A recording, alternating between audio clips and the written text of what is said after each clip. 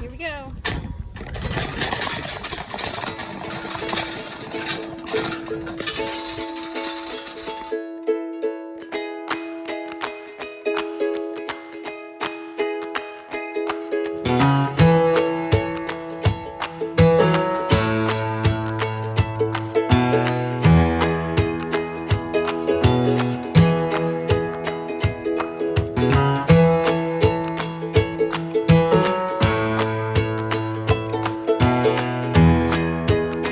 Well, hello and welcome to Teal House Farm. It's me and JJ drinking her juice. And we just went through the farm store to get some more feed for the animals. I was really hoping to find some late animals. I was really hoping to find some like late season seeds. I have a bunch of stuff at home. Mom, can you throw them the cup holder? But sometimes I like try to snag things in the fall that are like deeply discounted because like they're just trying to get them out of the store. But they didn't have any, so we're gonna go home and see what we've got in our tray at home and plant a fall garden. We're gonna try a completely no-till garden this year for the fall. Mom, can I show them how? Mom, can I show them how my short turns white? Yes, in just a second. Completely no-till. So I'm going to show you all that set up and get some things on the ground. I'm pretty excited about trying this. I can't promise you it's going to work, but you guys always like to stick around and come back, and we always try to show you the end results as soon as we can, you know, so in a couple months, so you can kind of learn with us. All right, JJ wants to show you how her shirt changes colors. Go. Wow, it's like magic. All right, let's go home, JJ, and then we'll see what kind of seeds we still have for a fall garden. Go, Lexi.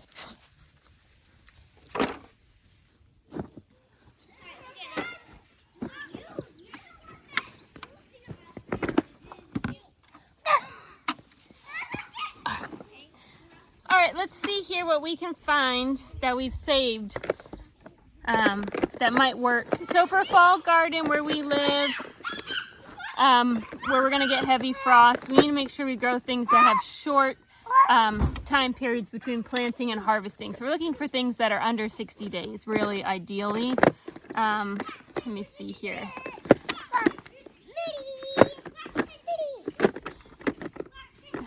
So carrots probably maybe a good option. We'll take a look at those. Melons are going to be bad. Squashes are going to be a bad choice. Tomatoes will be a bad choice. Here's some leek onions. We'll see what we got in there. There are a lot of flowers, that's for sure. Lettuces, that'll probably be a good choice. And we got cauliflower, Brussels sprouts, those kind of things. Those are all cold weather hardy. I think, unfortunately, I am out of spinach. That's disappointing because that's really what I wanted. Okay, so what I have that I'm going to do from my stash here, I'm going to try some cabbage. Oops, that's upside down. Cabbage. And I'm going to try some cauliflower. Now, my plan with these is I'm going to plant them, and then I'm also going to build like a hoop over the top that I can put some greenhouse plastic on. And the idea is, hey, can somebody help Goobs? He's stranded or on the trampoline. You're okay. I want to extend my growing season. So where we live, last frost date is going to be about October 20th. Or sorry, first frost date, not last, will be about October 20th. And I want to see if I can extend things into November, which would let these work. This may not work at all, but our greenhouse allows me to grow things well until past Christmas. So I'm thinking this will actually work. And I am going to plant stuff in the greenhouse too, but I'm going to wait until September to do that. And my mother-in-law is going to save my bacon because I didn't have any lettuce seeds and I thought I had, but she is going to bring me some down tomorrow from her stash. And then I think I'm actually going to go online.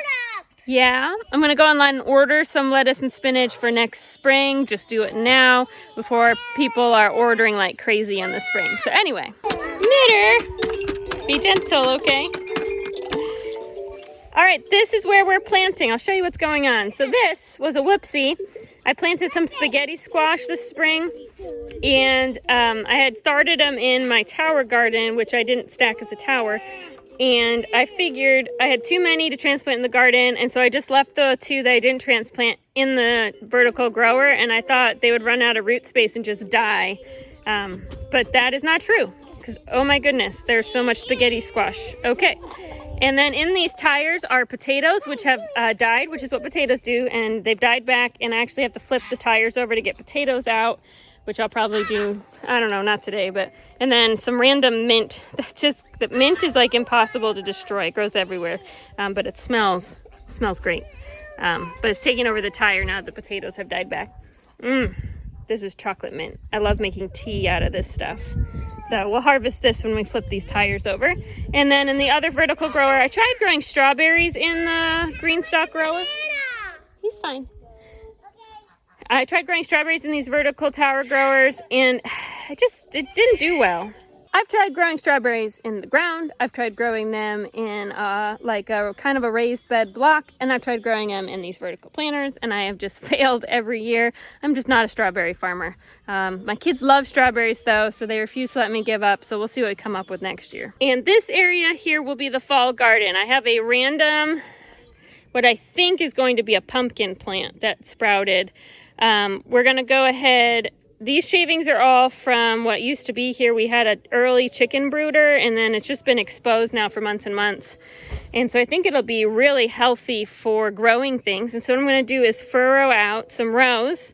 I'm going to put a tiny little bit of starting soil in there so it's easy for the roots to set, and then plant the seeds in those lines. It should allow me to do a no-till fall garden, right? That should keep the weeding really easy. We'll see what happens, right? But let's get started.